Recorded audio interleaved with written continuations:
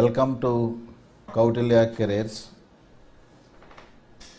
So aspirants, మనం ప్రస్తుతం Andhra Pradesh public service కమిషన్కి సంబంధించినటువంటి గ్రూప్ 2 మెయిన్ సిలబస్లో ఉన్నటువంటి 3 పేపర్లలో పేపర్ 3 ఎకానమీ గురించి మనం కొన్ని ముఖ్య అంశాలు తెలుసుకోబోతున్నాం.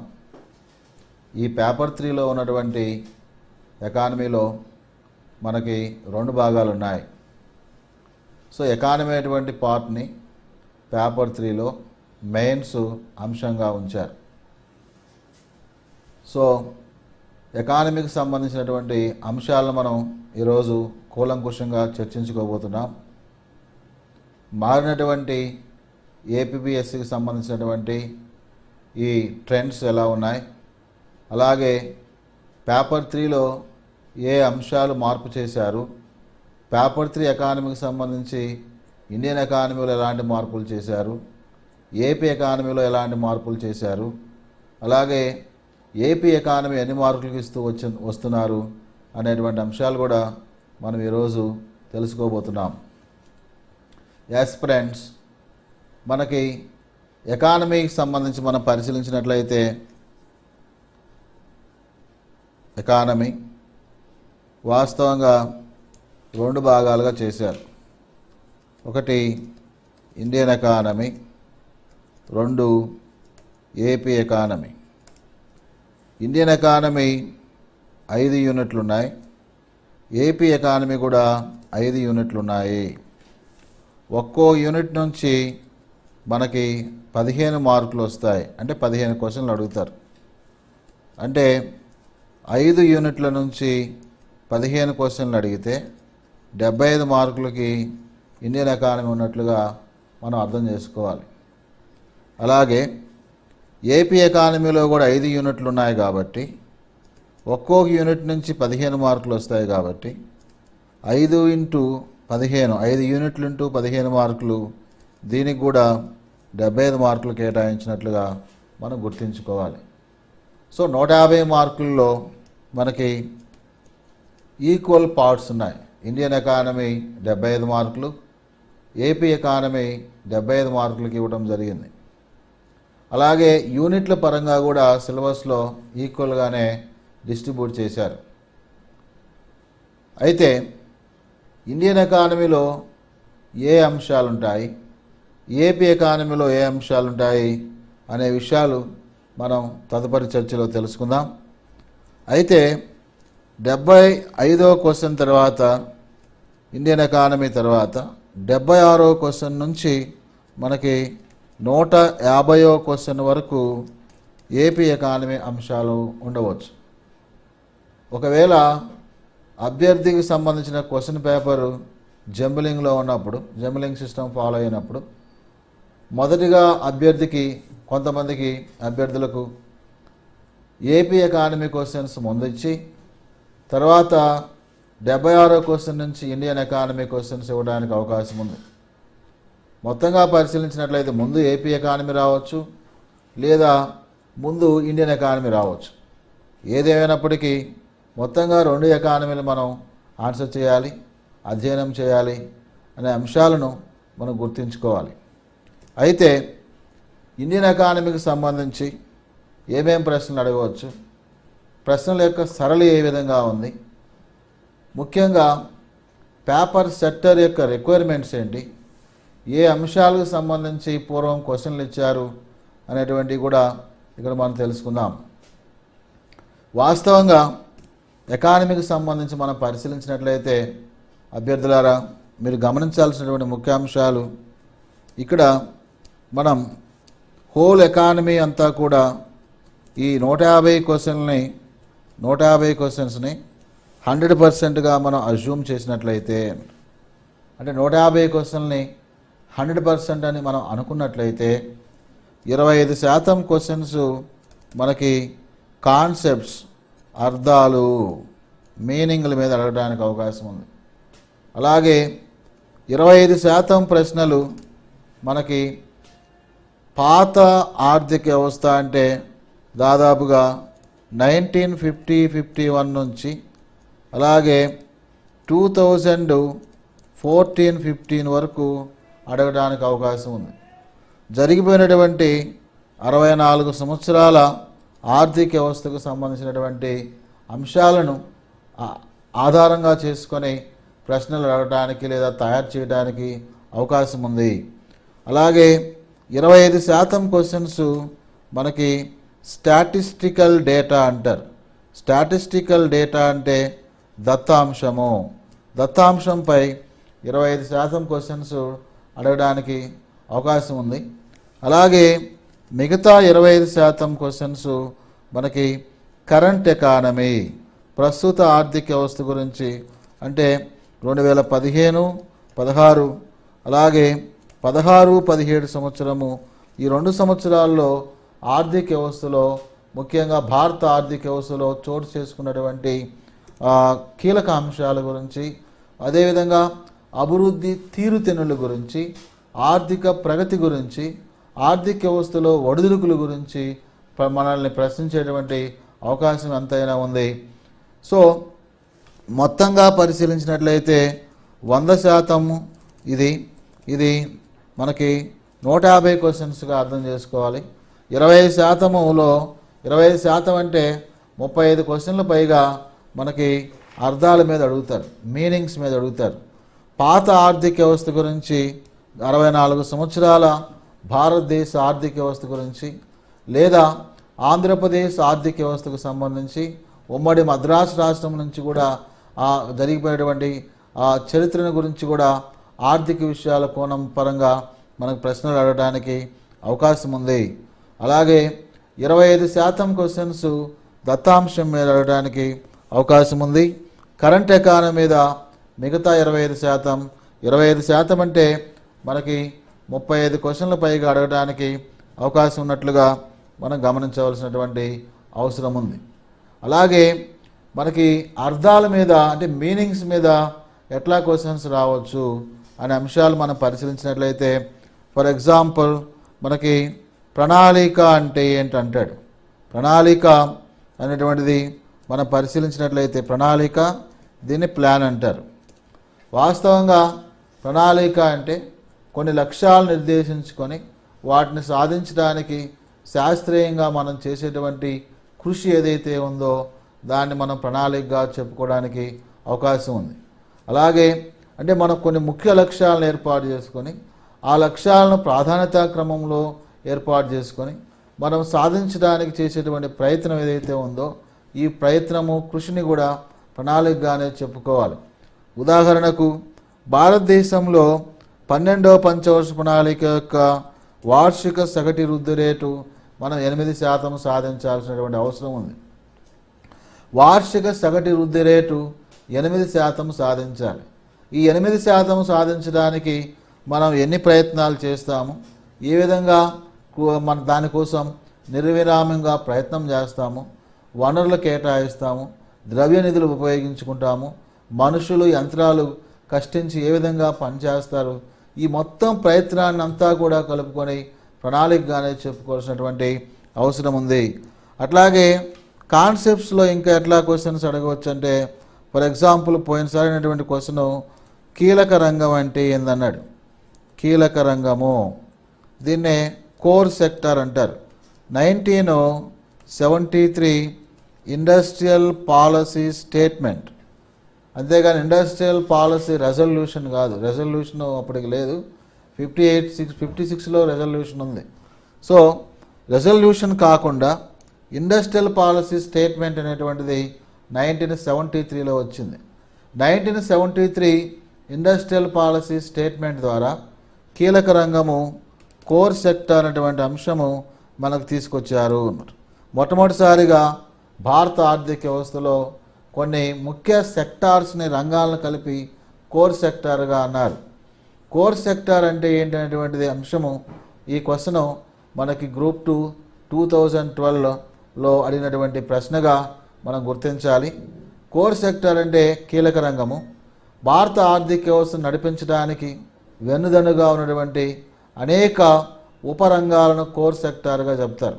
ఈ రంగాల ద్వారా అంటే ఈ రంగాలు ఉంటేనే ఆర్థిక రథచక్రం ముందుకు పోతుందని చెప్పి మనం చెప్పవచ్చు. అంటే విద్యుత్ రంగం కానీ, ఆయిల్ రిఫైనరీస్ కానీ, గ్యాస్ కానీ, పెట్రోల్ కానీ, సిమెంట్ కానీ, ఫర్టిలైజర్స్ కానీ, ఇట్లాంటి అన్నీ కూడా కలిపి, ఐరన్ స్టీల్ కానీ, ఇవన్నీ కలిపి కూడా మన కీలక రంగంగా చెప్పుకోవచ్చు.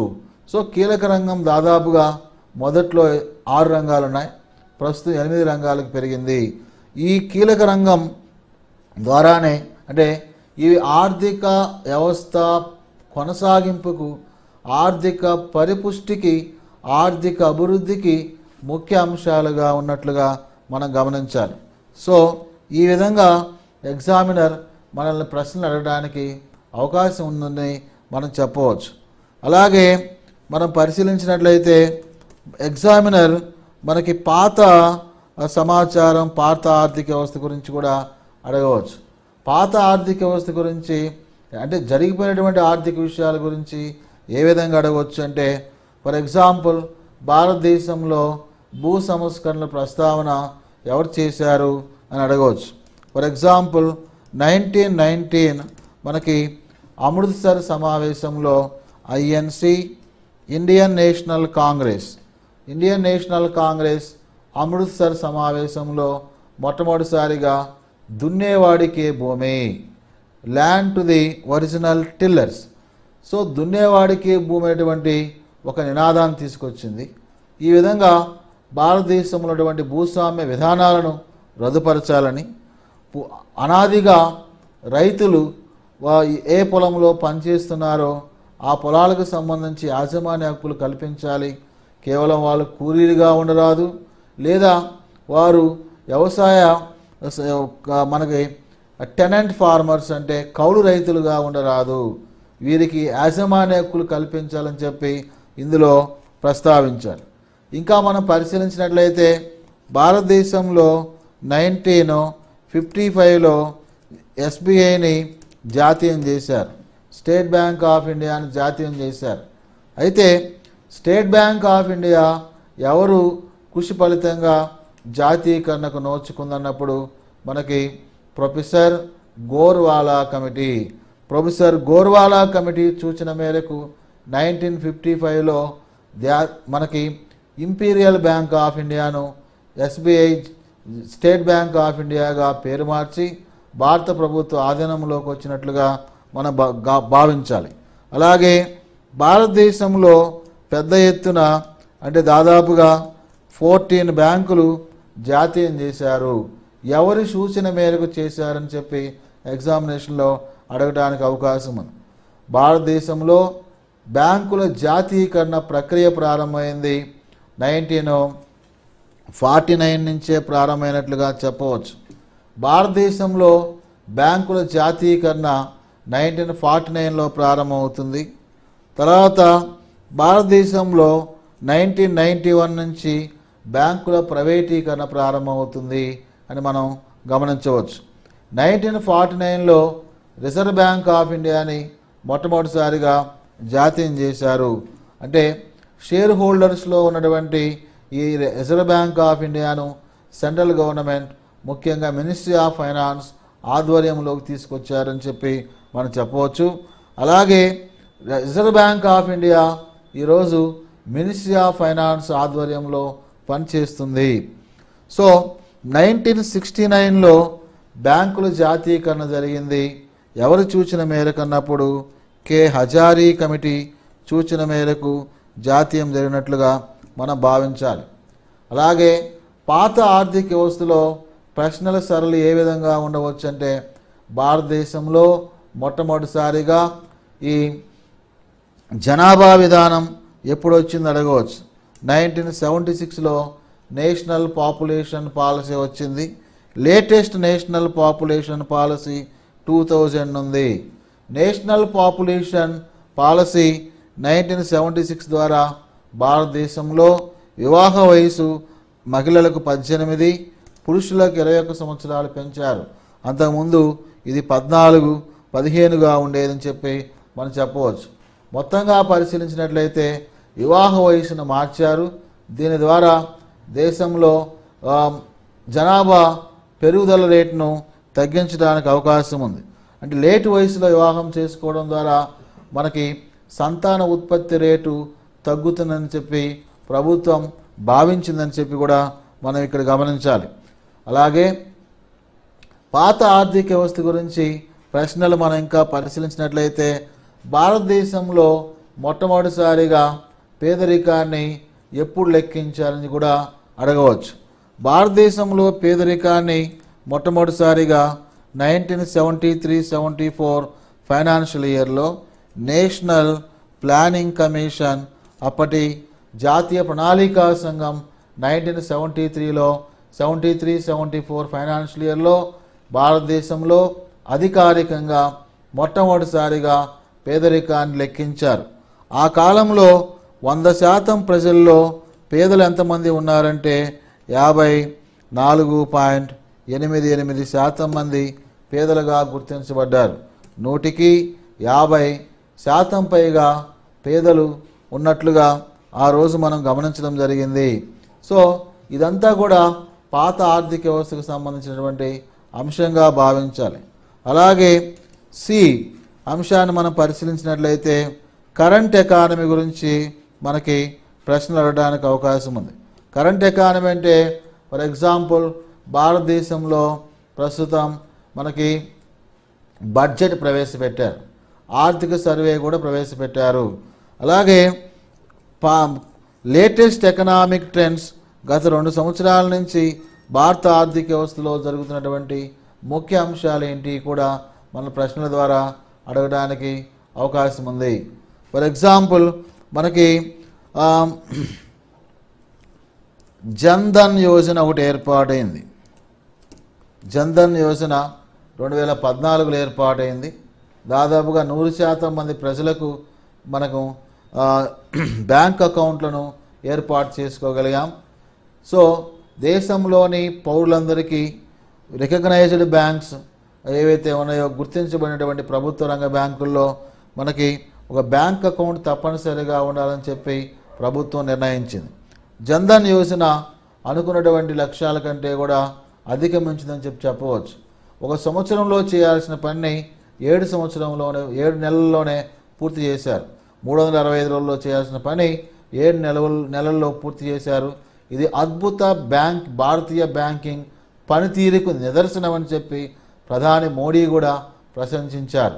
అదేవిధంగా భారతదేశంలో మనకి జన్ధన్ యోజన కింద ఎక్కువ బ్యాంక్ అకౌంట్లు ఓపెన్ చేసినటువంటి మనకి బ్యాంక్ ఏంటంటే ఫరీదాబాద్ ఎస్బీఐ బ్యాంక్ హర్యానాలో ఉన్నట్లుగా కూడా చెప్పవచ్చు. అయితే లేటెస్ట్ ఎకానమీ జన్ధన్ యోజన కింద మనకి ప్రశ్నలు ఎట్లా రావచ్చు? ఫర్ ఎగ్జాంపుల్ భారతదేశంలో ప్రతి వ్యక్తికి వయోజనైనటువంటి వ్యక్తికి బ్యాంక్ అకౌంట్ తప్పనిసరిగా ఉండాలని చెప్పి ఏ కమిటీ మొట్టమొదటిసారిగా సూచించిందని చెప్పి ప్రశ్న అడగడానికి అవకాశం ఉంది. ఏ కమిటీ సూచించిందన్నప్పుడు మనకి నచికేత్ మోర్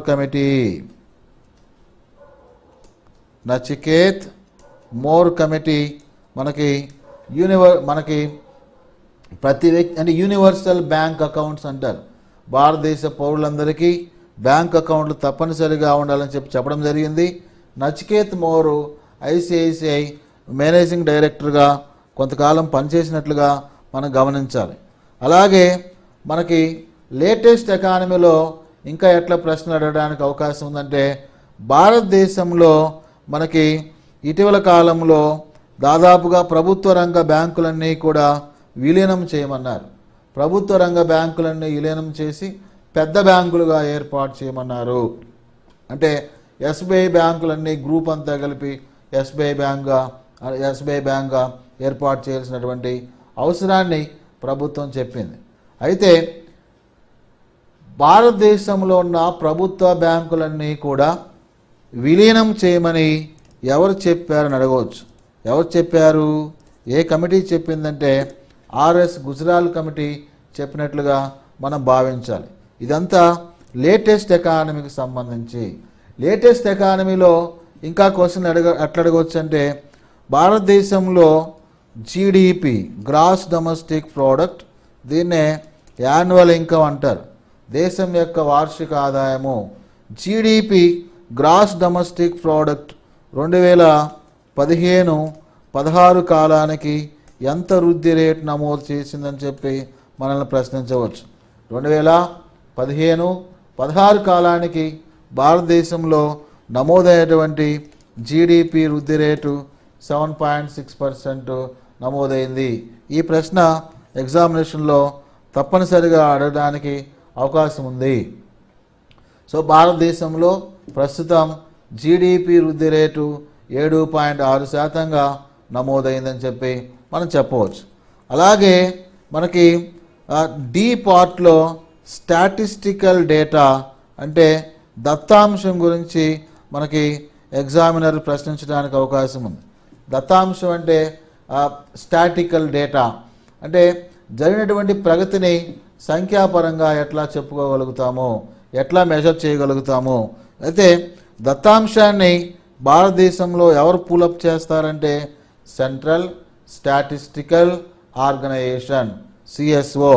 భారతదేశంలో భారత ఆర్థిక వ్యవస్థకు సంబంధించి మెజారిటీ దత్తాంశాన్ని ఎవరిస్తారంటే సిఎస్ఓ ఇస్తుంది. సిఎస్ఓ దీనికి సంబంధించి మనకి సరైనటువంటి సమాచారాన్ని పొందవచ్చు. అయితే ఈ దత్తాంశం గురించి 25% ప్రశ్నలు, 35 లేదా ఆ పైగా ప్రశ్నలు రావడానికి అవకాశం ఉంది. ఇందులో ఎలాంటి ప్రశ్నలు అడగవచ్చు అంటే ఫర్ ఎగ్జాంపుల్ భారతదేశంలో 65 సంవత్సరాల ఆర్థిక వ్యవస్థలో ఏ సంవత్సరంలో ఆహార ధాన్యాల ఉత్పత్తి అధికంగా నమోదైంది అంటాడు. భారతదేశంలో 65 సంవత్సరాల ఆర్థిక వ్యవస్థలో ఏ సంవత్సరంలో ఆహార ధాన్యాల ఫుడ్ గ్రెయిన్స్ ప్రొడక్షన్ అంటారు ఇంగ్లీష్లో, ఆహార ధాన్యాల ఉత్పత్తి ఏ సంవత్సరంలో నమోదైందని అని అడగవచ్చు. 2014-15లో నమోదైందా, 2015-16లో నమోదైందా, 2013-14లో నమోదైందా, లేదా 2011-12లో నమోదైందా అంటాడు. భారతదేశంలో అత్యధిక ఆహార ధాన్యాల ఉత్పత్తి నమోదైన కాలము 2013-14 కాలము. ఈ కాలంలో 265.1 మిలియన్ టన్స్ ఆహార ధాన్యాల ఉత్పత్తి అయింది. ఇది ఒక రికార్డుగా చెప్పుకుంటారు. 265.1 మిలియన్ టన్స్ ఆహార ధాన్యాల ఉత్పత్తి జరిగినట్లుగా తెలుస్తుంది. అలాగే ప్రస్తుత ఆహార ధాన్యాల ఉత్పత్తి అన్నప్పుడు 252.1 మిలియన్ టన్స్గా మనం చెప్పుకోవచ్చు. అంటే ఆహార ధాన్యాల ఉత్పత్తి ప్రస్తుత ఆర్థిక సంవత్సరంలో కొంతమేర తగ్గినట్లుగా మనం గమనించాలి. సో ఈ విధంగా స్టాటిస్టికల్ డేటాను ఆధారంగా చేసుకొని ప్రశ్నలు అడగడానికి అవకాశం ఉంది.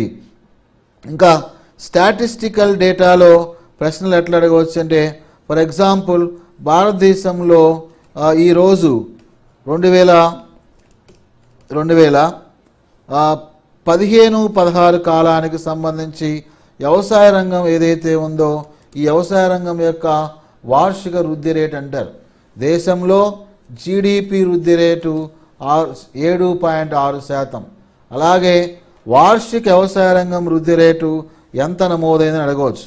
వార్షిక వ్యవసాయ రంగం వృద్ధి రేటు ఎంత నమోదైంది అని మనం పరిశీలించినట్లయితే వాస్తవంగా భారతదేశంలో 2015-16 కాలానికి సంబంధించి నమోదైన వార్షిక వృద్ధి రేటు 0.1% నమోదైందా, 1.1% నమోదైందా, 1.6% నమోదైందా, లేదా 4% నమోదైందా అంటాడు.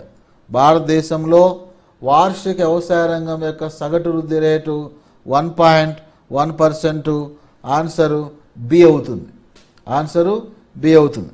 కనుక స్టాటిస్టికల్ డేటా గురించి ఈ విధంగా మనల్ని ప్రశ్నలు అడగడానికి అవకాశం ఉంది. సో యాస్పిరెంట్స్ ఈ విధంగా నీ ప్రిపరేషన్ అన్ని భాగాల్లో కొనసాగాలి.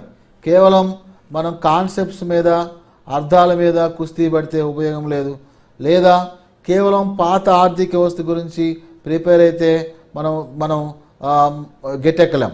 ఎందుకంటే అభ్యర్థి 4 అంశాల మీద పట్టుండాలి. ఈ 4 అంటే తను చదివేటువంటి చాప్టర్లో ఒక చాప్టర్ తీసుకున్నాం, బ్యాంకింగ్ అనే చాప్టర్ తీసుకున్నాం. ఈ బ్యాంకింగ్ అనే చాప్టర్లో ఈ 4 అంశాలు ఇమిడి ఉన్నాయా లేవా, కేవలం అర్థాలు చెబుతున్నారా, కేవలం స్టాటికల్ డేటా చెబుతున్నారా. అర్థాలు స్టాటికల్ డేటా చెబుతున్నారంటే నువ్వు కేవలం నీ ప్రిపరేషన్ 50% మాత్రమే జరుగుతున్నట్లు, మిగతా 50% నువ్వు చదవనట్టు అంటే నువ్వు చదివినట్లుగా భావిస్తావు. కానీ ఎగ్జామ్కి ఉపయోగపడేది మాత్రం 50%.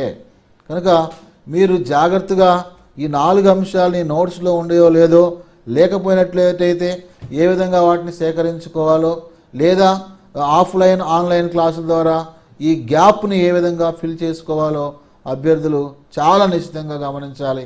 ఎందుకంటే గ్రూప్ 2 మెయిన్స్లో కీలక అంశము అభ్యర్థి యొక్క ఉద్యోగానికి అవకాశాలను ఏర్పరిచేటువంటిది ఎగ్జిక్యూటివా, లేదా మంచి ఉద్యోగమా, లేదా మంచి రెవెన్యూ జాబ్ రావాలా అనేటువంటిది నిర్ణయించేటువంటిది. ఎందుకంటే రెవెన్యూ డిపార్ట్మెంట్ ఏపీలో పవర్ఫుల్ డిపార్ట్మెంట్. రెవెన్యూ డిపార్ట్మెంట్లో ఉన్నవాళ్ళు ఆఫీసర్స్ మిగతా ఏ డిపార్ట్మెంట్లోకైనా కూడా ఇంటర్వ్యూని కావచ్చు. ఓ ఫైనాన్స్ మినిస్టరు మిగతా మినిస్టర్లోకి ఏ మినిస్టర్లోకైనా కూడా ఇన్వాల్వ్ కావచ్చు. అంటే ప్రైమ్ మినిస్టర్ తర్వాత మనకి ఫైనాన్స్ మినిస్టర్కి అంత పవర్ ఉంటుంది, మిగతా మినిస్టర్లోకి ఇంటర్వ్యూని కావచ్చు. సో కనుక ఎకానమీకి బాగా ప్రిపేర్ అయినట్లయితే మనకి ఎక్కువ స్కోప్ ఉంది మంచి ఉద్యోగం కొట్టడానికి అని చెప్పి అంశాన్ని అభ్యర్థులు చాలా నిశ్చితంగా పరిశీలించాలి. అయితే ఇంకా మిగతా అంశాల గురించి మనం తెలుసుకుందాం. అంటే ఇప్పుడు చాప్టర్ వారీగా కూడా మనం నేర్చుకోవడానికి ప్రయత్నం చేద్దాం.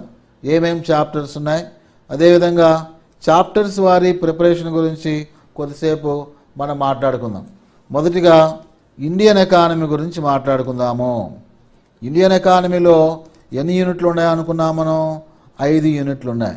ఇండియన్ ఎకానమీలో ఎన్ని క్వశ్చన్స్ రావచ్చు అనుకున్నాము? 75 క్వశ్చన్స్ రావచ్చు అనుకున్నాం. ఒక్కొక్క యూనిట్ నుంచి ఎన్ని ప్రశ్నలు వస్తాయనుకున్నాము? 15 ప్రశ్నలు వస్తాయనుకున్నాం. ఓకే, ఇంత మాత్రం క్లారిటీ ఉండాలి. సో ఈ క్లారిటీతోనే మనం ముందుకెళ్ళాలి. అయితే మనకి ఇండియన్ ఎకానమీకి సంబంధించి ఫస్ట్ యూనిట్లో ఏమిచ్చారు? భారతదేశం యొక్క ప్రణాళికల ద్వారా జరిగినటువంటి అభివృద్ధి, అదేవిధంగా ఆర్థిక సంస్కరణలు, ఈ అంశాలన్నీ కూడా సిలబస్లో పెట్టారు. అయితే ప్లానింగ్ అండ్ డెవలప్మెంట్లో ఎలాంటి ప్రశ్నలు రావచ్చు అన్నప్పుడు భారతదేశంలో ఒకసారి ఈ క్వశ్చన్ వచ్చింది, గ్రూప్ 1 ఫిలిమ్స్లో వచ్చింది. భారతదేశం ఎప్పుడు సూచనాత్మక ప్రణాళికను ఏర్పాటు చేసుకుంది అన్నాడు. భారతదేశం ఏ సంవత్సరంలో ఇండికేటివ్ ప్లాన్, ఇదే తెలుగులో సూచనాత్మక ప్రణాళిక అంటారు. ఇండికేటివ్ ప్లాన్ లేదా సూచనాత్మక ప్రణాళిక. సూచనాత్మక ప్రణాళిక అనేటువంటి భావన వాస్తవంగా 1947లో వచ్చింది, ఫ్రాన్స్ దేశంలో వచ్చిందని చెప్పవచ్చు. జార్జ్ మొన్నెట్ ఈ ప్రతిపాదన చేశారు. సూచనాత్మక ప్రణాళిక అనేటువంటి కాన్సెప్ట్ని ముందుకు తీసుకొచ్చాడు. France finance minister George Monnet, MONNET, Monnet ఈ సూచనాత్మక ప్రణాళిక అనే కాన్సెప్ట్ని తీసుకొచ్చారు. 47లో ఫ్రాన్స్లో అమలైంది. భారతదేశం 1992లో ప్రవేశపెట్టింది. 1992 నుంచి 97 వరకు భారతదేశంలో 8వ పంచవర్ష ప్రణాళిక కొనసాగింది. 92 నుంచి 97 వరకు భారతదేశంలో 8వ పంచవర్ష ప్రణాళిక కొనసాగినట్లుగా భావించాలి. 8వ పంచవర్ష ప్రణాళిక ప్రారంభంలో భారతదేశం సూచనాత్మక ప్రణాళికను ఏర్పాటు చేసుకుంది. సూచనాత్మక ప్రణాళిక అక్కడి నుంచి కూడా ఇప్పుడు వరకు కొనసాగిన ప్రణాళికలన్నీ కూడా, అంటే 12వ ప్రణాళిక వరకు కూడా భారతదేశంలో మనకు అన్ని సూచనాత్మక ప్రణాళికలుగానే కొనసాగుతున్నాయి. అయితే సూచనాత్మక ప్రణాళిక అంటే ఏంటి? సూచనాత్మక ప్రణాళిక అంటే ప్రభుత్వం సూచిస్తుంది, ప్రైవేట్ రంగం వాళ్ళు దానిని ఫుల్ఫిల్ చేస్తారు. ఫుల్ఫిల్మెంట్ అంటే దాన్ని విజయవంతం చేస్తారు, పూర్తి చేస్తారు. సూచనాత్మక ప్రణాళికలో మనం పరిశీలించాల్సిన ముఖ్య అంశం ఏంటంటే ప్రభుత్వం ప్రైవేట్ రంగానికి ఉద్దేశపూర్వకంగా సముచిత స్థానం ఇస్తుంది. ఇప్పుడు మన ఆంధ్రప్రదేశ్లో కూడా పరిశీలించినట్లయితే ఎవరైనా విదేశ ఇన్వెస్టర్ ఎవరైనా వచ్చినట్లయితే నేరుగా సీఎం క్యాంప్ ఆఫీస్కి తీసుకురండి. విమానం దిగగానే అతను మీరు ఏ గమ్యం చేరాలో అతని వెసులుబాటు కల్పించండి. అతను ఎక్కడ ఆపొద్దు. ఎందుకంటే పెట్టుబడి అనేటువంటిది ఆర్థిక వ్యవస్థలో చాలా కీలక అంశం అని చెప్పి ముఖ్యమంత్రి చెప్పడం జరిగింది. దేశ విదేశాలు తిరిగి అనేక ప్రభుత్వాలు ప్రైవేటు వ్యక్తుల నుంచి ఉద్దేశపూర్వకంగా పెట్టుబడులు స్వీకరించడం జరిగింది. సో మొత్తంగా పరిశీలించినట్లయితే నిరర్ధకంగా ఉన్నటువంటి ప్రైవేట్ రంగంలో ఉన్నటువంటి వనరులను లేదా పెట్టుబడులను దేశ అభివృద్ధి కోసం, దేశ ప్రగతి కోసం ఉపయోగించుకున్నటువంటి పరిస్థితిని మనం ఈ ఇండికేటివ్ ప్లాన్లో భాగంగా చూడవచ్చు. అంటే ఇది ఇండికేటివ్ ప్లాన్ సూచనాత్మక ప్రణాళిక అనేటువంటిది పీపీపీలో ఒక భాగంగా కొనసాగుతుంది. పీపీపీ అంటే public private partnership. Public private partnership అంటే ప్రభుత్వ ప్రైవేట్ రంగ భాగస్వామ్యంలో ఇది కొనసాగుతున్నట్లుగా చెప్పవచ్చు. వాస్తవంగా భారతదేశంలో 1973 industrial policy statement 1973 industrial policy statement అనేది ఒకటి ఉంది. దీన్ని అప్పటి ఇందిరాగాంధీ ప్రభుత్వం ఏర్పాటు చేసింది. ఇండస్ట్రియల్ పాలసీ స్టేట్మెంట్ ద్వారా ఇంతకుముందే మనం కోర్ సెక్టార్ని ఏర్పాటు చేశారు, గుర్తించారని కూడా తెలుసుకున్నాం. అలాగే ఇండస్ట్రియల్ పాలసీ స్టేట్మెంట్లో 1973లో మొట్టమొదటిసారిగా భారతదేశంలో జాయింట్ సెక్టార్ ఉమ్మడి రంగము అనేటువంటి అంశాన్ని మొట్టమొదటిసారిగా గుర్తించారు. జాయింట్ సెక్టార్ ఉమ్మడి రంగం. సో 1973 ఇండస్ట్రియల్ పాలసీ స్టేట్మెంట్ ద్వారా ఉమ్మడి రంగాన్ని గుర్తించారు. ఉమ్మడి రంగం ఏంటంటే సెంట్రల్ గవర్నమెంటు, అదేవిధంగా స్టేట్ గవర్నమెంటు, అదేవిధంగా ప్రైవేట్ సెక్టారు ముగ్గురు కలిసి కూడా ఒక లక్ష్యాన్ని నెరవేర్చడానికి ప్రయత్నించడము. అంటే ప్రభుత్వ ప్రైవేట్ రంగం, ఈ రెండు ప్రభుత్వాలు, స్టేట్ గవర్నమెంట్, సెంట్రల్ గవర్నమెంట్, అలాగే దేశీయ ప్రైవేటు వ్యక్తులు కానీ విదేశ ప్రైవేటు వ్యక్తులు కానీ కలిసి ఆర్థిక వ్యవస్థలో కొన్ని ముఖ్య లక్ష్యాలను సాధించడానికి ప్రయత్నం చేయటం. అంటే విమానయాన రంగంలో విమానాలు నిర్మించడానికి కానీ, విమానాశ్రయాలు నిర్మించడానికి కానీ, నౌకాశ్రయాలు నిర్మించడానికి కానీ ప్రభుత్వ ప్రైవేట్ రంగాల యొక్క తోడ్పాటుతో వాటిని మనం పూర్తి చేయడానికి అవకాశం ఉంది. ఉదాహరణకు రాష్ట్రంలో 2008లో మనం కృష్ణపట్నం పోర్ట్ని ఏర్పాటు చేసుకున్నాం. కృష్ణపట్నం పోర్ట్ నెల్లూరు జిల్లాలో ఉంది. ఇది ఒక పీపీపీ విధానంలోనే కొనసాగించాము. భారతదేశంలో ఉన్న జాయింట్ సెక్టారు మనం ఇతర దేశాల్లో పీపీపీ అంటారు, public private partnership. Public private partnership అనేటువంటి కాన్సెప్టు మొట్టమొదటిసారిగా మనకి ఇంగ్లాండ్ దేశంలో ఉద్భవించినట్లుగా చెప్పవచ్చు. ఒక రోడ్డును ఏర్పాటు చేయడానికి ప్రభుత్వం వద్ద నిధులు లేనప్పుడు ప్రైవేటు వ్యక్తులకు ఆ పని అప్పచెప్పి ఆ రోడ్డు నిర్మించి ఆ రోడ్డుని ఒక 10 లేదా 15 సంవత్సరాలకు ఆ ప్రైవేటు వ్యక్తులకు వాళ్ళకి అప్పచెప్పి వాళ్ళు టోల్ గేట్లు ఏర్పాటు చేసుకొని వాహనదారుల దగ్గర నుంచి ఫీజు వసూలు చేసుకొని వాళ్ళు పెట్టినటువంటి సొమ్మును రాబట్టుకోవడానికి ప్రయత్నం చేస్తారు. సో ఈ విధంగా తర్వాత ఆ ప్రాజెక్టు పూర్తయిన తర్వాత దాన్ని ప్రభుత్వానికి అప్పచెప్పడానికి అవకాశం ఉంది. దీన్ని BOOT అని కూడా అంటారు. Built by the private public partnership, owned by the private individuals, operate by private individuals, transfer to the latter, అంటే ట్రాన్స్ఫర్ బదిలీ చేస్తారు. లీజ్ పీరియడ్ అయిపోయిన తర్వాత బదిలీ చేస్తారు. ఉదాహరణకు మనం కృష్ణపట్నం పోర్టు 99 సంవత్సరాలకు లీజుకి ఇచ్చాము ప్రైవేట్ సంస్థకు. బిల్ట్ అయింది,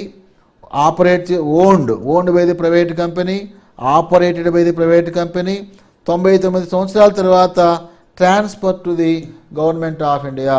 ఎందుకంటే నౌకాశ్రయాలు, విమానాశ్రయాలన్నీ కూడా మనకి కేంద్ర ప్రభుత్వ ఆధీనంలోనే కొనసాగుతాయని చెప్పవచ్చు. అలాగే అభ్యర్థులారా, మనకి ఈ ప్లానింగ్ అండ్ డెవలప్మెంట్లో క్వశ్చన్స్ ఎట్లా అడగవచ్చు అంటే భారతదేశంలో దాదాపుగా ఇప్పటి వరకు 1 నుంచి 11 ప్రణాళికలు పూర్తయ్యాయి. ఈరోజు మనం 12వ ప్రణాళికలో ఉన్నాం. 12వ ప్రణాళిక కాలము 2012 నుంచి 17 వరకు ఉంది.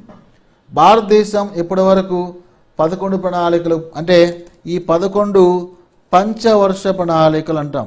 5 సంవత్సరాల ప్రణాళికలు పూర్తి చేసింది.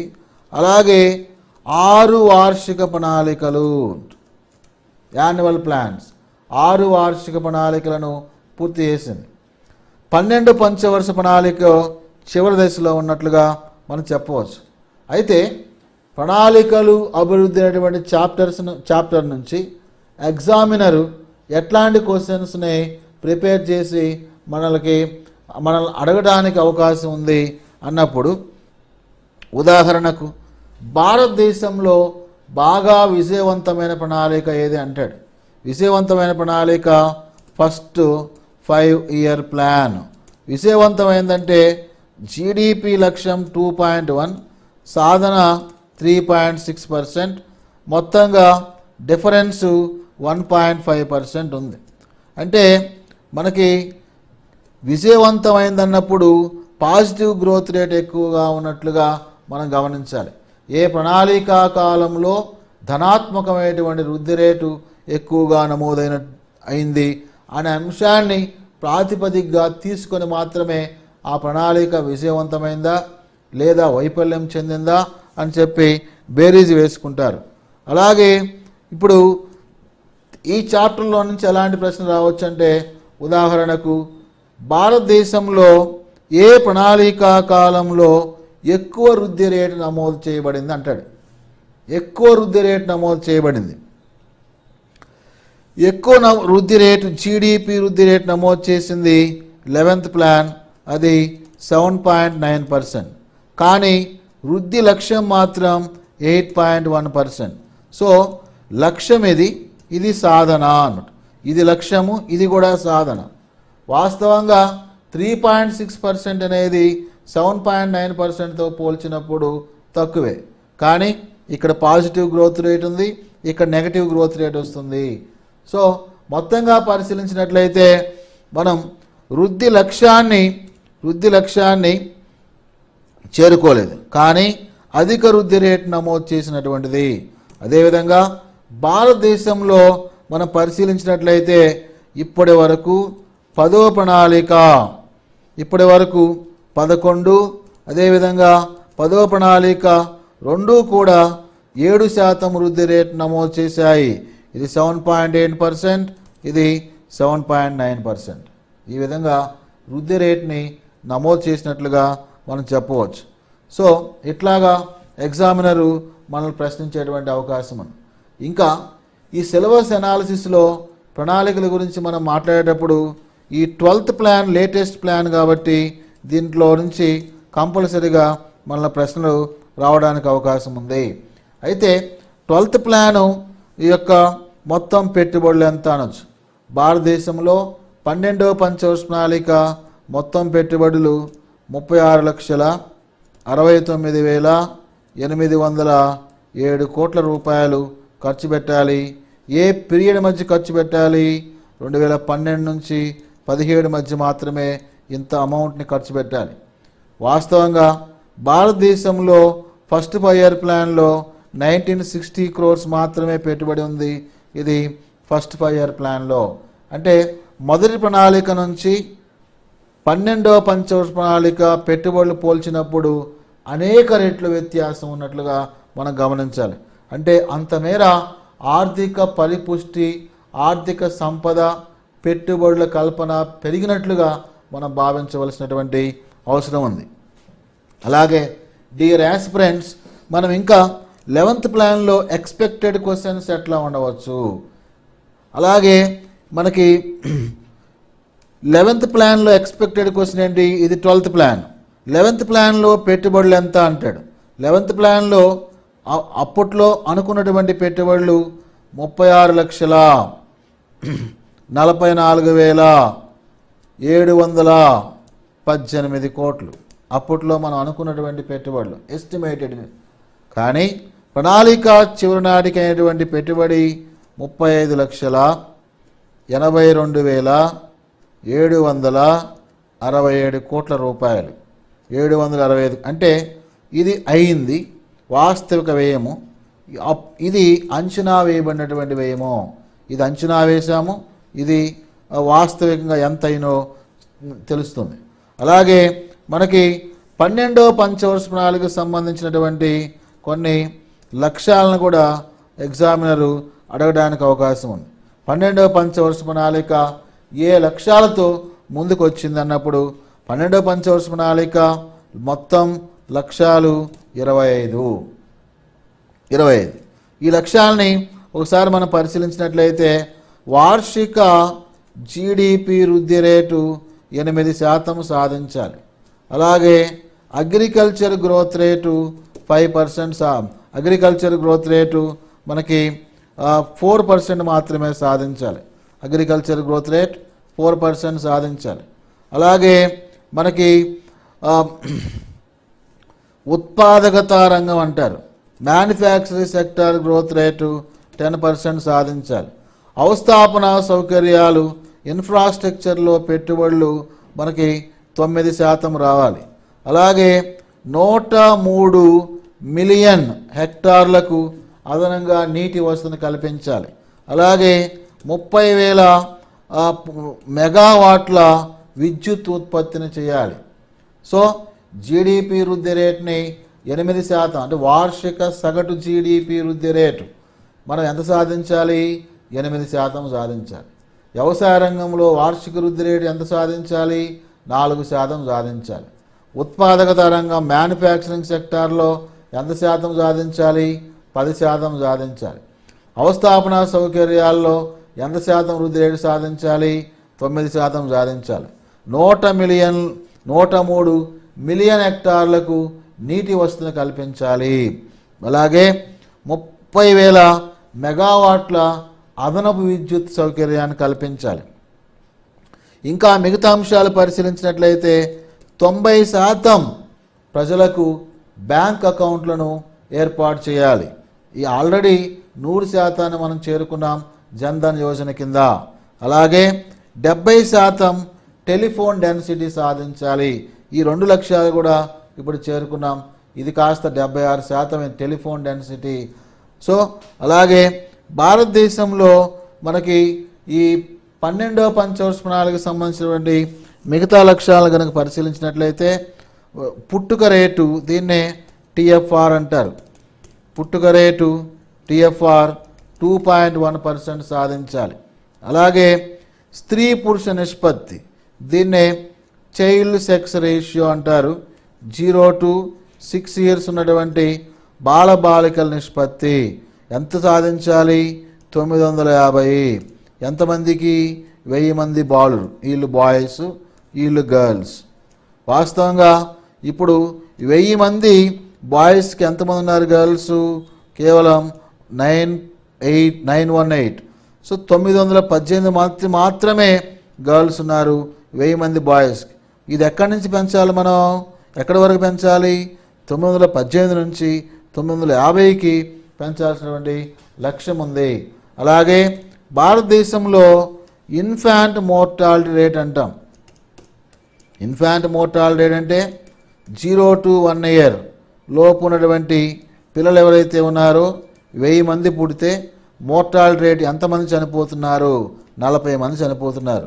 సంవత్సరంలో పిల్లలు 1000 మంది పుడితే 40 మంది చనిపోతున్నారు. ఐఎంఆర్ దేని తెలుపుతుంది అన్నాడు ఎగ్జామినేషన్లో ఇంతకుముందు. ఐఎంఆర్ దేనికి ఇండికేటర్ అంటే దీన్ని హెల్త్ ఇండికేటర్ అంటారు. హెల్త్ ఇండికేటర్ అంటారు. ఐఎంఆర్ ద్వారా మనం ఒక దేశం ఆ దేశ ప్రజలకు ఏ విధంగా ఆరోగ్య సంరక్షణ కోసం బడ్జెట్ కేటాయిస్తుంది, ఆరోగ్య సంరక్షణ చర్యలు తీసుకుంటుందో దాని ఫలితాలు ఏ విధంగా ప్రజలకు అందుతున్నాయో తీరుతెన్నులు తెలుసుకోవచ్చు. దేని ద్వారా తెలుసుకోవచ్చు? ఐఎంఆర్ ద్వారా తెలుసుకోవచ్చు. ఇదే ఇన్ఫాంట్ మోర్టాలిటీ రేట్. అయితే 12వ పంచవర్ష ప్రణాళిక యొక్క ఇన్ఫాంట్ మోర్టాలిటీ రేటు లక్ష్యాన్ని పరిశీలించినట్లయితే ఏంది లక్ష్యము? ఇక్కడ ఇది ప్రస్తుతం 40 ఉంది 1000కి, దీన్ని మనం 25కు తగ్గించాలి, 25 మరణాలకు తగ్గించాలి 40 మరణాల నుంచి. ఇదంతా కూడా మనకి 12వ పంచవర్షాలకు సంబంధించినటువంటి అంశాలుగా మనం తెలుసుకోవచ్చు. అలాగే అభ్యర్థులారా, మిగతా యూనిట్స్ గురించి కూడా మనం కొన్ని అంశాలను తెలుసుకుందాం. మిగతా అంశాలంటే ఫర్ ఎగ్జాంపుల్ బడ్జెట్ ఉందనుకోండి. బడ్జెట్, దీన్ని వార్షిక బడ్జెట్ అంటారు. ప్రతి సంవత్సరం ప్రవేశపెడతారు. భారతదేశంలో మొట్టమొదటి బడ్జెట్ 1860లో వచ్చింది. భారతదేశంలో మొట్టమొదటి బడ్జెట్ 1860లో వచ్చింది. ఎవరు ప్రవేశపెట్టారు? జేమ్స్ విల్సన్ ప్రవేశపెట్టాడు. జేమ్స్ విల్సన్ భారతదేశంలో మొట్టమొదటి బడ్జెట్ని ప్రవేశపెట్టినట్లుగా మనం తెలుసుకోవచ్చు. అయితే ఇప్పటి వరకు భారతదేశంలో అంటే అప్పట్లో వార్షికంగా ప్రవేశపెట్టేవాళ్ళు కాదు. రాను రాను 1881 నుంచి వార్షిక బడ్జెట్ ప్రవేశపెడుతూ వచ్చారు. భారతదేశంలో 1947-48 కాలానికి షణ్ముఖన్ శెట్టి బడ్జెట్ ప్రవేశపెట్టినట్లుగా భారతదేశంలో ఇది మొట్టమొదటి స్వతంత్ర బడ్జెట్గా కూడా మనం గమనించాలి. అయితే 2015-16 బడ్జెట్ 85వ బడ్జెట్టు, 2016-17 బడ్జెట్టు 86వ బడ్జెట్. ఇది 85-86 బడ్జెట్ కంటే లేటెస్ట్ బడ్జెట్తో కలుపుకొని భారతదేశం ఇప్పటికి 86 బడ్జెట్లు ప్రవేశపెట్టింది. ఈ వార్షికంగా ప్రవేశపెట్టిన బడ్జెట్లు లేదా ప్రభుత్వాలు మారినప్పుడు మధ్యంతరంగా ప్రవేశపెట్టినటువంటి బడ్జెట్లుగా కూడా మనం గమనించవచ్చు. అయితే ఎగ్జామినేషన్లో ఎలాంటి క్వశ్చన్స్ రావచ్చు అంటే ఈ బడ్జెట్కి సంబంధించి ఫర్ ఎగ్జాంపుల్ భారతదేశంలో 2016-17 సంబంధించి బడ్జెట్ పరిమాణం అంటాడు. దాదాపుగా ఇది 19 లక్షల కోట్ల రూపాయలు ప్రవేశపెట్టారు. అరుణ్ జైట్లీ ఇది 3వ బడ్జెట్, అంటే NDA 2 గవర్నమెంట్కి ఇది 3వ బడ్జెట్గా కూడా మనం చెప్పవచ్చు. అయితే ఈ బడ్జెట్లో మనం ఎట్లా గమనించవచ్చు అంటే ఎగ్జామినరు అడగడానికి అవకాశం ఉంది ఏంటంటే ఈ బడ్జెట్లో ఫిజికల్ డెఫిసిట్ ఎంత అంటాడు. ఫిజికల్ డెఫిసిట్ని మనం తెలుగులో కోశ లోటు అంటాం. అంటే ఫిజికల్ డెఫిసిట్ FD అంటారు. కోశ లోటు అంటే ఏంది? ఈ 16-17లో భారతదేశంలో మొత్తము ఖర్చు ఎంత ఉంది, మొత్తము రాబడి ఎంత ఉందో మధ్య వ్యత్యాసాన్ని చెప్పడాన్నే కోశ లోటు అంటారు. అంటే భారత ప్రభుత్వం ఈ సంవత్సరము ఎంత ఖర్చు పెడుతున్నది, వ్యయాన్ని చేస్తున్నది, ఎంత రాబడి, దీని మధ్య వ్యత్యాసాన్ని చెప్పడాన్నే కోశ లోటు అంటారు. వాస్తవంగా కోశ లోటు అంటే ఇప్పుడు భారతదేశం 103 రూపాయలు ఖర్చు పెడుతుంది, రాబడి 100 రూపాయలు, ఇందులో -3% అనేటువంటిది లోటు. ఆ లోటునే మనం కోశ లోటు అంటాం. అంటే ఇది రాబడికి అంటే చేసే వ్యయానికి మరియు రాబడికి మధ్య ఉన్నటువంటి వ్యత్యాసాన్ని తెలుపుతుంది. అంటే ప్రభుత్వము రాబడిని మించినటువంటి వ్యయాన్ని చేస్తుందని చెప్పి ఇక్కడ అర్థం చేసుకోవాలి. అయితే ఎగ్జామినేషన్లో ఎలాంటి ప్రశ్న రావచ్చు? భారతదేశంలో 2016-17 కాలానికి కోశ లోటు ఎంత అంటాడు. ఇది 3.5% ఎగ్జాక్ట్గా, 3.5% ఎగ్జాక్ట్గా. అంటే ఖర్చు అదనంగా 3.5 ఖర్చు పెడుతున్నాం, రాబడి మాత్రం 100 రూపాయలే. అంటే ఆదాయానికి మించి ప్రభుత్వం ఖర్చు పెడుతుంది. ఈ ఖర్చుని ఎక్కడి నుంచి తీసుకురావాలి? ఈ వ్యయం ఎక్కడి నుంచి, అదనపు వ్యయం ఎక్కడి నుంచి తీసుకురావాలంటే ప్రభుత్వం అప్పుల ద్వారా తీసుకురావాల్సినటువంటి అవసరం ఉంది. అంటే కోశ లోటు ఏమి తెలుపుతుంది అన్నప్పుడు ఏమి తెలుపుతుంది కోశ లోటు అంటే ఒక సంవత్సర కాలంలో ఒక ప్రభుత్వం ఎంత మేర తన ఆదాయానికి మించినటువంటి ఖర్చు చేస్తుంది, అంటే ఈ ఖర్చుని ఏ విధంగా భర్తీ చేయాలి, ఈ ఖర్చుని ఈ అదనపు వ్యయాన్ని ప్రభుత్వం అప్పుల ద్వారా మాత్రమే భర్తీ చేస్తుందని చెప్పి మనం గమనించవచ్చు. ఈ విధంగా బడ్జెట్లో ఉన్నటువంటి కీలక అంశాల గురించి కూడా ఎగ్జామినరు మనల్ని ప్రశ్నించేటువంటి అవకాశం ఉంది. అలాగే భారత ఆర్థిక వ్యవస్థలో మనకి వృద్ధి అభివృద్ధి అనేటువంటి ఒక చాప్టర్ కూడా ఉంది. వృద్ధి అభివృద్ధి అనేటువంటి మరొక చాప్టర్ ఉంది. వృద్ధి అభివృద్ధి అనే చాప్టర్ని ఒకసారి మనం పరిశీలించినట్లయితే వృద్ధి అంటే ఏంది? కేవలం శారీరక పెరుగుదల అంటారు. అభివృద్ధి అంటే ఏంది? శారీరక పెరుగుదల ప్లస్ మానసిక వికాసము. అంటే ఒక వ్యక్తి పుట్టినప్పటి నుంచి శారీరకంగా పెరుగుతూ ఉంటే దాన్ని వృద్ధిగా మనం చెప్పుకుంటాము. దీన్ని ఇంగ్లీష్లో గ్రోత్ అంటాం. ఉదాహరణకు భారతదేశంలో 1950-51 కాలంలో ఆహార ధాన్యాల ఉత్పత్తి 50.8 మిలియన్ టన్స్. అదే 2013-14 కాలానికి ఆహార ధాన్యాల ఉత్పత్తి ఇంతకుముందే చెప్పుకున్నట్లుగా 260.1 మిలియన్ టన్స్. అంటే దాదాపుగా 60 సంవత్సరాల కాలం, 6 దశాబ్దాల కాలంలో భారతదేశంలో ఆహార ధాన్యాల ఉత్పత్తి అనేక రెట్లు పెరిగినట్లుగా తెలుస్తుంది. ఈ పెరిగిన ఆహార ధాన్యాల ఉత్పత్తిని మనం వృద్ధిగా చెప్పుకుంటాం. అలాగే అభివృద్ధి అంటే ఏంటి? అభివృద్ధి అంటే భారతదేశంలో మొదట్లో మనకి 18% అక్షరాస్యత ఉంది. ఈరోజు 73% అక్షరాస్యత ఉంది.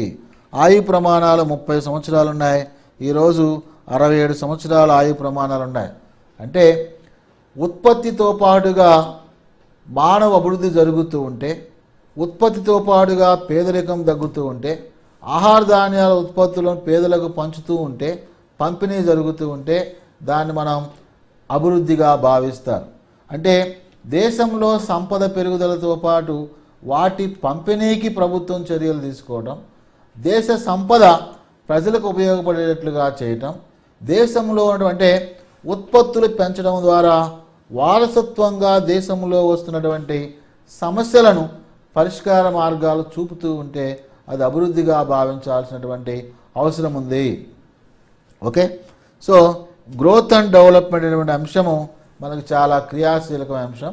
ఇందులో నుంచి దాదాపుగా క్వశ్చన్స్ మనకి 15 అడగవచ్చు. అలాగే ఈ చాప్టర్ డిఫికల్ట్ చాప్టర్ అని కూడా చెప్పవచ్చు. ఎందుకంటే ఇందులో శాస్త్రీయమైనటువంటి అంశాలు ఉంటాయి. చాలామంది ఆర్థిక శాస్త్రవేత్తలు అభివృద్ధి సిద్ధాంతాలను మనకి ఏర్పాటు చేశారు. ఈ అభివృద్ధి సిద్ధాంతాలు ఏంటి, ఎట్లా డెవలప్ అయ్యాయి, ఎవరెవరు ఏర్పాటు చేశారు, ఏ పుస్తకాలు రాశారు, ఏ సంవత్సరంలో రాశారు, వీరు చెప్పినటువంటి సిద్ధాంతాలు ఏ దేశాలు అమలు జరిపాయి, దాని ద్వారా ఎంత ప్రగతిని సాధించినటువంటి అంశాలు ఇందులో పొందుపరిచి ఉంటాయి. దీన్నే మనకి సిలబస్లో స్టేజెస్ ఆఫ్ ఎకనామిక్ గ్రోత్ అన్నాడు. స్టేజెస్ ఆఫ్ ఎకనామిక్ గ్రోత్ అంటే అభివృద్ధి దశలు. మొదటిగా మనం పరిశీలించినట్లయితే కార్ల్ మార్క్స్ అభివృద్ధి దశలు ఉన్నాయి. కార్ల్ మార్క్స్ ప్రపంచంలో మొదటి మేధావిగా చెప్పుకుంటారు. ఇతను ఒక సోషల్ సైంటిస్ట్. అయితే ఇతను రాసినటువంటి గ్రంథాలు, చెప్పినటువంటి విషయాలు, పరిశోధన ఆర్థిక శాస్త్రంలోనే కాకుండా మిగతా శాస్త్రాల్లో ఎంతో ఆలోచనను రేకెత్తించాయి. ఒక వ్యక్తి రాసినటువంటి గ్రంథం ద్వారా చాలామంది ప్రజలు సంఘటితమయ్యారు. ప్రజలు, ప్రభుత్వాలు తమ విధానాలను మార్చుకోవడానికి ప్రయత్నించాయి. సో ఒక వ్యక్తి రాసినటువంటి గ్రంథం చాలామంది ప్రజలను ఆలోచనలో పడవేసింది, ఒక తార్కికవాదం వైపు నడిపించిందని చెప్పి మనం చెప్పవచ్చు. ఆ కాలంలో ప్రపంచంలో ఎక్కువగా అమ్ముడేటువంటి గ్రంథం ది క్యాపిటల్. దీన్ని జర్మనీ భాషలో దాస్ క్యాపిటల్ అంటారు. ఎందుకంటే కార్ల్ మార్క్స్ రచనలన్నీ కూడా ఎక్కువగా జర్మనీ భాషలోనే కొనసాగుతాయి. ఎందుకంటే కార్ల్ మార్క్స్ జర్మనీ దేశానికి చెందినవాడు. సో ఇతను రాసినటువంటి గ్రంథం ది క్యాపిటల్ ఎక్కువగా అమ్ముడేటువంటి గ్రంథంగా కూడా మనం చెప్పవచ్చు. కార్ల్ మార్క్స్ అప్పటికే విశృంఖలంగా కొనసాగుతున్నటువంటి ఒక పెట్టుబడిదారీ దోపిడీతనాన్ని ఇతను పూర్తిగా విమర్శించాడు.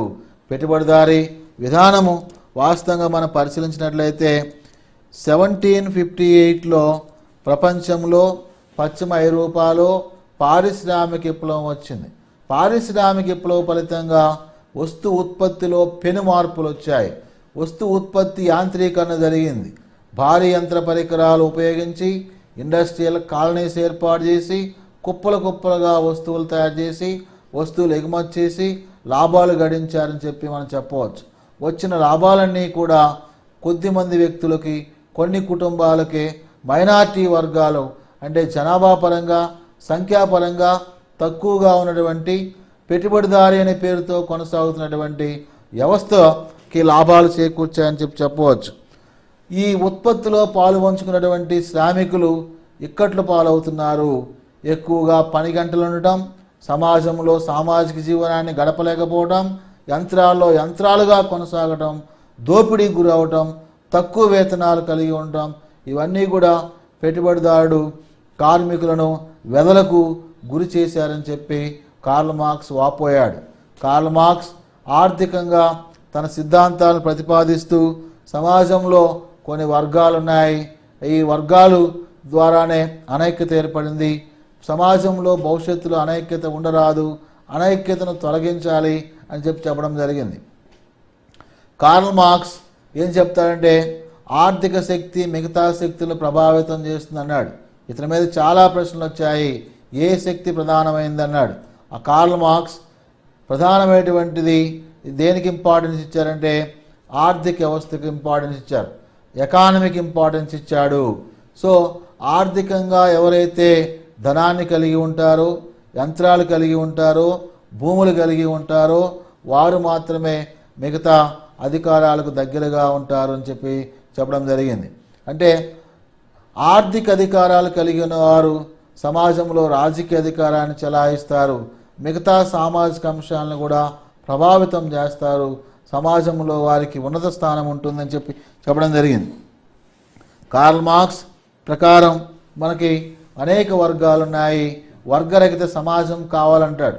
కార్ల్ మార్క్స్ ప్రకారం 2 వర్గాలు ఉన్నాయి. మొదటిగా అప్పర్ క్లాస్ ఉంది, రెండోది లోయర్ క్లాస్ ఉంది.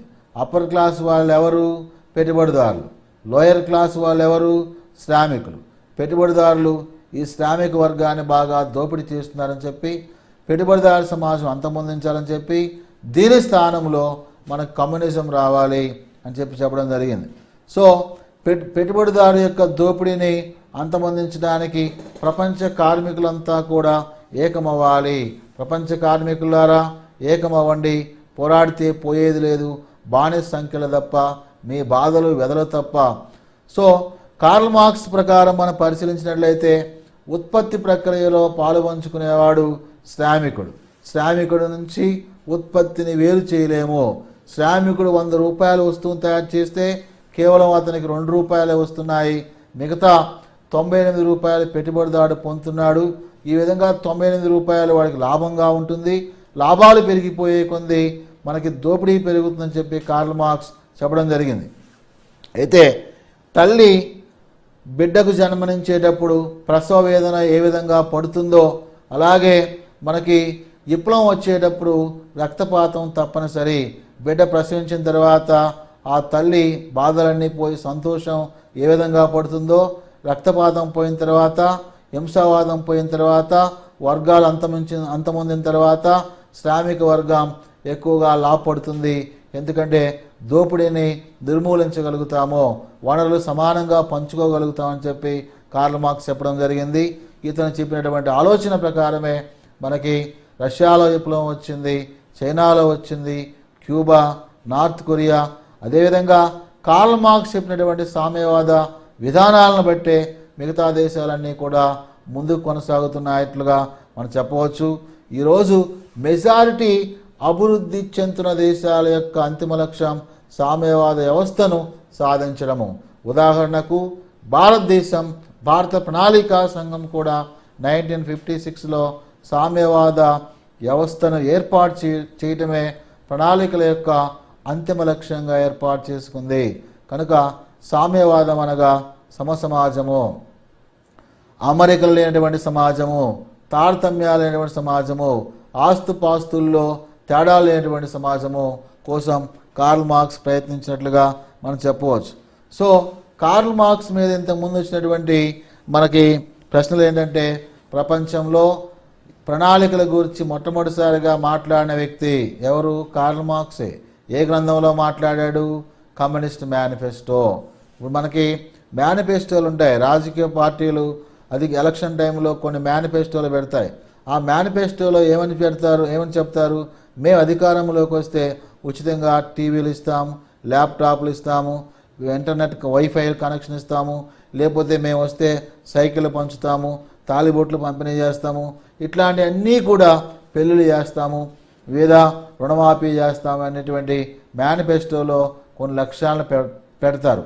అట్లాగే కమ్యూనిస్టులు అధికారంలోకి వస్తే ఏమి చేయదలుచుకున్నారో కమ్యూనిస్ట్ మేనిఫెస్టోలో కార్ల్ మార్క్స్, అదేవిధంగా తన యొక్క అత్యంత ప్రీతిపాత్రమైనటువంటి స్నేహితుడు ఫ్రెడరిక్ ఎంగెల్స్ ఇద్దరు కలిసి కూడా ఆ గ్రంథంలో పేర్కొంటారు.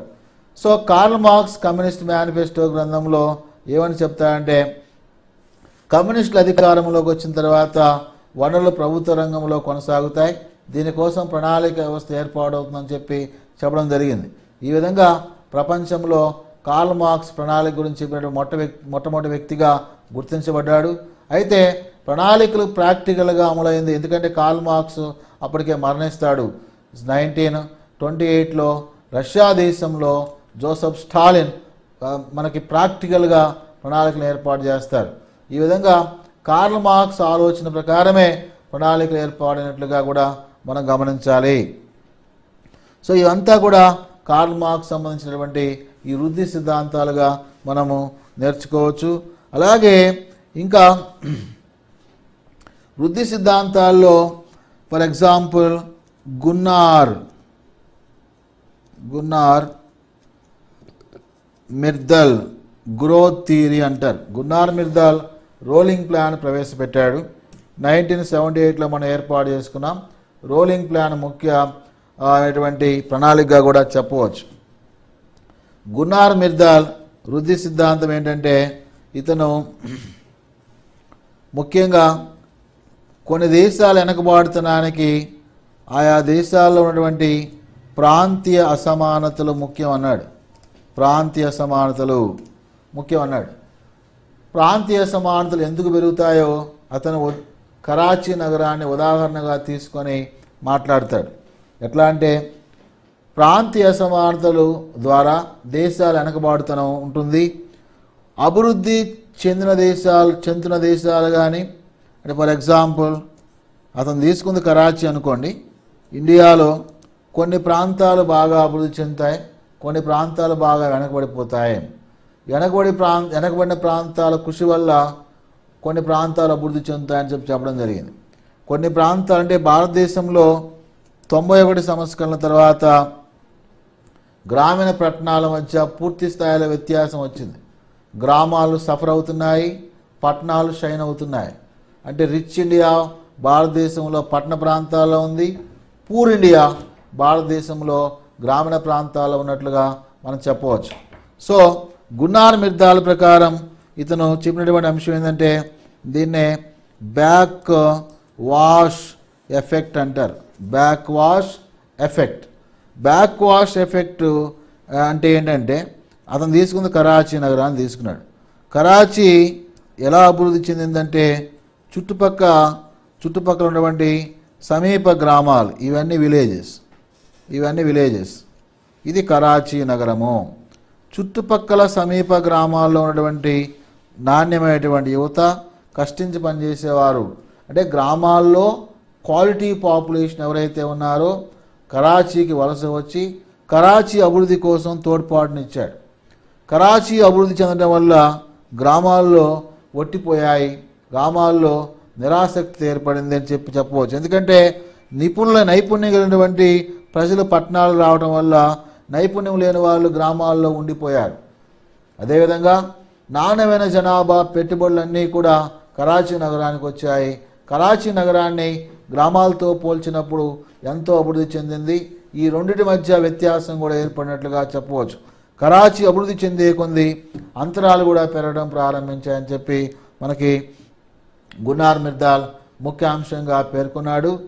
సో అలాగే వృద్ధి సిద్ధాంతాల గురించి ఇంకా మనకి ఎట్లాంటి ప్రశ్నలు అడగడానికి అవకాశం ఉందంటే మనకి షూమేకర్ అనేటువంటి ఒక సిద్ధాంతకర్త మరొక సిద్ధాంతాన్ని డెవలప్ చేస్తారు. ఇతను ఏమన్నాడు, స్మాల్ ఈజ్ బ్యూటిఫుల్ అనేటువంటి గ్రంథాన్ని రాస్తాడు. ఎప్పుడు రాస్తారు? 1973లో. అభివృద్ధి చెందుతున్న దేశాలకు ఇది బాగా ఉపయుక్తంగా ఉంటుందని చెప్పడం జరిగింది. వాస్తవంగా 1972లో మనకి పర్యావరణ సదస్సు జరిగింది. ఆ సదస్సులో అప్రతిహాతంగా వనరులు కొల్లగొట్టడం ఆపాలి, భవిష్యత్తులో మనిషి అనేవాడికి భవిష్యత్తులో చాలా ఇబ్బందులు ఎదురవుతాయి, పర్యావరణ సమస్యలు వస్తాయని చెప్పడం జరిగింది. వాస్తవంగా ఒక పరిశ్రమ ఏర్పాటవడం ద్వారా కాలుష్యం ఎదజల్లుతుంది, తద్వారా మిగతా ప్రాంతాల్లో అభివృద్ధికి అంటే కుంటుపడుతుందని చెప్పడం జరిగింది. అంటే షూమేకర్ అనేటువంటి అర్థశాస్త్రవేత్త మొట్టమొదటిసారిగా ఏం చెప్పాడంటే వనరుల వినియోగానికి కూడా పరిమితి ఉంటుంది. వనరులు విచ్చలవిడిగా వినియోగించుకుంటూ పోయినట్లయితే భవిష్యత్తు ప్రశ్నార్థకం అవుతుంది. ప్రకృతిలో కేవలం మానవుడే లేడు, మానవుడితో పాటు ఇతర జీవులు కూడా ఉన్నాయి. లెట్ లివ్గా ఉండాలి, బతకనివ్వండి అనేటువంటి సూత్రాన్ని ప్రాతిపదికగా తన సిద్ధాంతాలు ముందుకు తీసుకొచ్చినట్లుగా మనం చెప్పాలి. షూమేకర్ ఏం చెప్తారంటే మనకి వృద్ధి పెరిగే కొద్ది పర్యావరణాన్ని సంరక్షించాలి. దీన్నే మనం గ్రీన్ జీడిపి అంటారు. జీడిపి అంటే వార్షిక ఆదాయము, గ్రాస్ డొమెస్టిక్ ప్రోడక్ట్.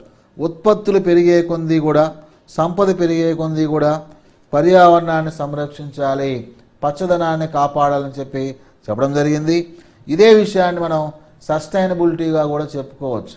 సస్టైనబిలిటీ అంటే పర్యావరణాన్ని పరిరక్షించడం, అలాగే వనరులను పొదుపు చేసి మిగతా తరాల వారికి ఆదా చేయడంగా చెప్పవచ్చు. అలాగే అభ్యర్థులారా, షూమేకర్ ఏమన్నాడంటే స్మాల్ ఈజ్ బ్యూటిఫుల్ అనేటువంటి గ్రంథాన్ని రాశారు. స్మాల్ ఈజ్ బ్యూటిఫుల్ అంటే ఏంటంటే చిన్న పరిశ్రమలు ముద్దు, పెద్ద పరిశ్రమలు వద్దు అని చెప్పడం జరిగింది. అంటే చిన్నతరహా పరిశ్రమల వల్ల ఉపాధి పెరుగుతుంది, ఈ పరిశ్రమలు ఎక్కువగా యంత్రాలు వాడుకోరు, కాలుష్యం తగ్గుతుంది, అదేవిధంగా ప్రజలకు కూడా ఉపయుక్తంగా ఉంటుందని చెప్పడం జరిగింది. వాస్తవంగా ప్రపంచం మొత్తం మీద చిన్న తరహా పరిశ్రమలకు, కుటీర పరిశ్రమలకు పుట్టినిల్లుగా ఉన్నటువంటి దేశం భారతదేశం. అయితే బ్రిటిష్ వారి వలసవాద విధానాలు, 150 సంవత్సరాల సుదీర్ఘ బ్రిటిష్ పరిపాలనా కాలం, అప్పటికే ఉన్నటువంటి ప్రారంభమైనటువంటి పారిశ్రామిక విప్లవం ఫలితంగా మనకి పూర్తి స్థాయిలో వస్తు ఉత్పత్తి యాంత్రీకరణ జరిగింది. బ్రిటిష్ వారు భారీ పరిశ్రమలకు ఎక్కువగా ప్రాధాన్యత ఇచ్చారు. గ్రామీణ, చిన్న తరహా, కుటీర పరిశ్రమలు ఈ విధంగా సన్నగిలిపోయాయి, ప్రాధాన్యత తగ్గిపోయింది అని చెప్పవచ్చు. అంటే బ్రిటిష్ వారి కాలంలో భారతదేశ చిన్న తరహా పరిశ్రమలు కుంటుబడ్డాయి. ఈ విధంగా గ్రామీణ ఉపాధి సన్నగిల్లిందని కూడా చెప్పవచ్చు. అయితే భారతదేశంలో చిన్న తరహా కుటీర పరిశ్రమలు వాటి యొక్క బలం తగ్గినప్పటికీ ఈరోజు ప్రపంచం మొత్తం మీద ఈ పరిశ్రమలు బలంగా ఉన్నటువంటి దేశం చైనాగా చెప్పవచ్చు. చైనా 136 కోట్ల మంది జనాభా ఉన్నప్పటికీ నిరుద్యోగ సమస్య లేకుండా ఎలా కొనసాగుతుందంటే ఆ దేశంలో మైక్రో యూనిట్స్, చిన్నతరహా పరిశ్రమల ద్వారా ఎక్కువ మందికి ఉపాధి కల్పించడం జరిగిందని మనం తెలుసుకోవచ్చు. షూమేకర్ ప్రధానంగా చెప్పినటువంటి సిద్ధాంతం ఏంటంటే కాలుష్యాన్ని నివారించాలి, పర్యావరణాన్ని సంరక్షించాలి. సో మనిషి ఉత్పత్తి చేసుకుంటూ పోతే ఒక స్థాయి వరకు ఎదుగుతాడు, కానీ తర్వాత ఎదుగుదల చూసేది అతనే, పతనం అయ్యేది కూడా అతనే అని చెప్పడం జరిగింది. గ్రీన్ జీడిపికి ప్రాధాన్యత ఇచ్చాడు.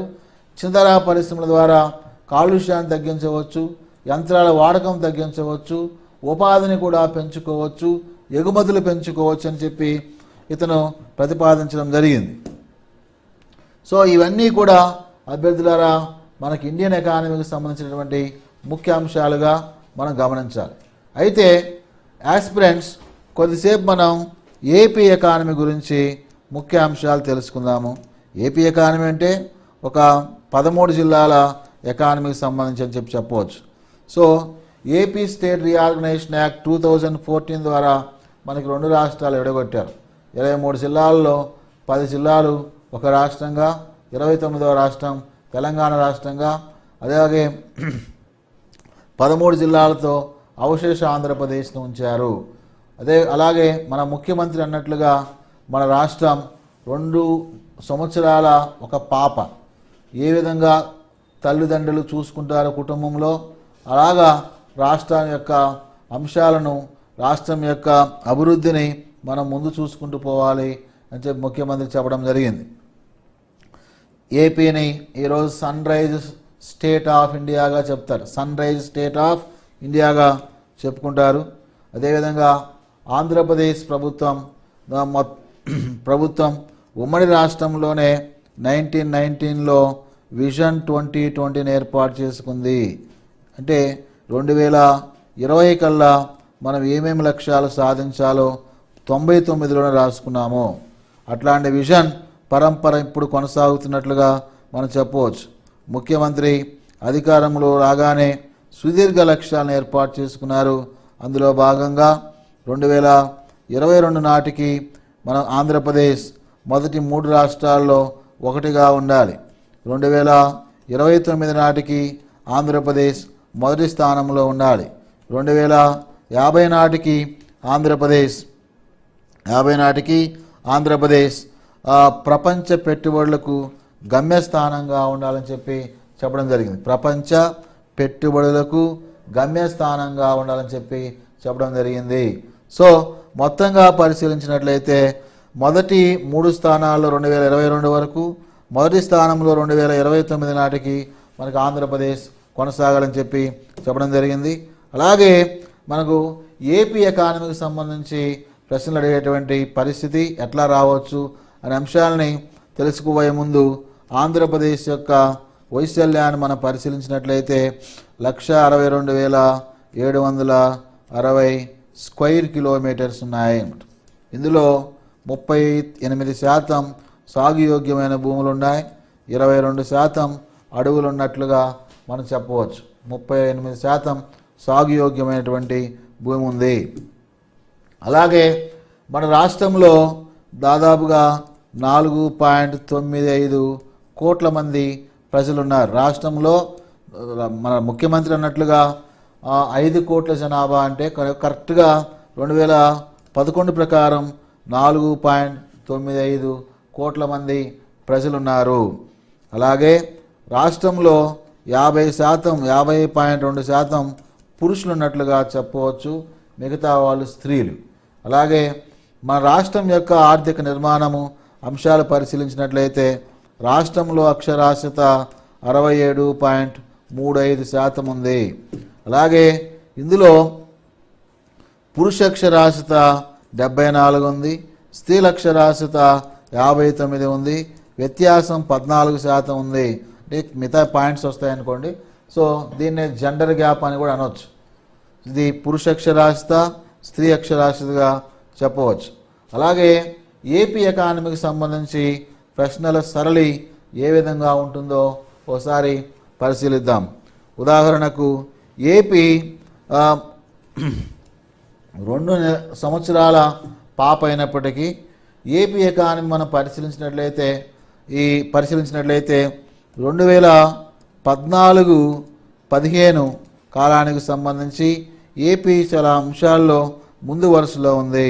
ఫర్ ఎగ్జాంపుల్ మనం పపాయాలో మొదటి స్థానంలో ఉన్నాము, పపాయా ఉత్పత్తిలో ముందు స్థానంలో ఉన్నాము, మైజ్ మొక్కజొన్నలో ముందు స్థానంలో ఉన్నాము, మంచినీటి చేపల ఉత్పత్తుల విలువలో ముందు వరుసలో ఉన్నాం, రొయ్యల ఉత్పత్తిలో ముందు వరుసలో ఉన్నాం, అలాగే మనం పీతల్లో ముందు వరుసలో ఉన్నాం, అలాగే మొక్కజొన్నలో ముందు వరుసలో ఉన్నాం. ఇవన్నీ కూడా ఆంధ్రప్రదేశ్ అలాగే చిల్లీస్ మిరపకాయల్లో కూడా మనం ముందు వరుసలో ఉన్నట్లుగా చెప్పుకోవాలి. సో చేపలు, పీతలు, రొయ్యలు, పపాయ, ఆయిల్ ఫామ్, మొక్కజొన్న, వీటన్నిటిలో కూడా మన రాష్ట్రం ముందు వరుసలో ఉంది. అలాగే రాష్ట్రం యొక్క రెండో స్థానాన్ని కనుక మనం పరిశీలించినట్లయితే రాష్ట్రం ఎగ్స్ ఉత్పత్తిలో రెండవ స్థానంలో ఉంది. లూజ్ ఫ్లవర్స్ అంటారు. లూజ్ ఫ్లవర్స్ అంటే విడి పువ్వులు. విడి పువ్వుల్లో రెండవ స్థానంలో ఉంది. అలాగే రాష్ట్రం సన్ఫ్లవర్లో రెండవ స్థానంలో ఉంది. మొక్కజొన్నలో మొదటి స్థానంలో ఉంది. సన్ఫ్లవర్లో రెండవ స్థానంలో ఉంది. అలాగే గుడ్ల ఉత్పత్తిలో రెండవ స్థానంలో ఉంది. విడి పువ్వుల్లో రెండవ స్థానంలో ఉంది. సిల్క్ ఉత్పత్తిలో కూడా రెండవ స్థానంలో ఉంది. సిల్క్. అలాగే మూడో స్థానం మనం పరిశీలించినట్లయితే రాష్ట్రం రైస్ ఉత్పత్తిలో మూడవ స్థానంలో ఉంది. కాటన్ ఉత్పత్తిలో మూడవ స్థానంలో ఉంది. కాటన్ ఉత్పత్తిలో రాష్ట్రం మూడో స్థానంలో ఉంది. నాలుగో స్థానంలో మనం మీట్ ఉత్పత్తిలో నాలుగో స్థానంలో. ఎక్కువగా మీట్ ఉత్పత్తి జరిగేది మనకి ఎక్కడ జరుగుతుంది? మీట్ ఉత్పత్తి అంటే కర్నూలు జిల్లాలో జరుగుతుంది అన్నమాట. ఎగ్స్ ఉత్పత్తి అన్నప్పుడు ఎగ్స్లో ఏ స్థానంలో ఉన్నా మనం? రెండవ స్థానంలో. ఎగ్స్ ఉత్పత్తి ఎక్కువగా మనకి ఈస్ట్ గోదావరిలో జరుగుతుంది. ఎగ్స్ ఉత్పత్తి. మీట్. అలాగే బఫెలో పాపులేషన్, గేదెల ఉత్పత్తిలో కూడా మనం నాలుగో స్థానంలో ఉన్నట్లుగా మనం గమనించాలి. అలాగే ఆరో స్థానం పరిశీలించినట్లయితే మిల్క్ ఉత్పత్తిలో రాష్ట్రం ఆరో స్థానంలో ఉంది. మిల్క్ ఉత్పత్తిలో. మిల్క్ ఉత్పత్తిని ఎక్కువగా చేస్తున్నటువంటి జిల్లా మనం పరిశీలించినట్లయితే మనకి కృష్ణా జిల్లా మొదటి స్థానంలో ఉంది. మిల్క్ ఉత్పత్తిలో కృష్ణా జిల్లా మొదటి స్థానంలో ఉన్నట్లుగా గమనించాలి. అలాగే అభ్యర్థులారా, రాష్ట్రం 8 భౌగోళిక విస్తీర్ణంలో జాగ్రఫికల్ ఏరియాలో 8వ స్థానంలో ఉంది. అదేవిధంగా మనకి రాష్ట్రం కోస్టల్ లైన్లో సముద్ర తీర ప్రాంతంలో 2వ స్థానంలో కూడా ఉంది. సముద్ర తీర ప్రాంతం 974 కిలోమీటర్స్ ఉంది.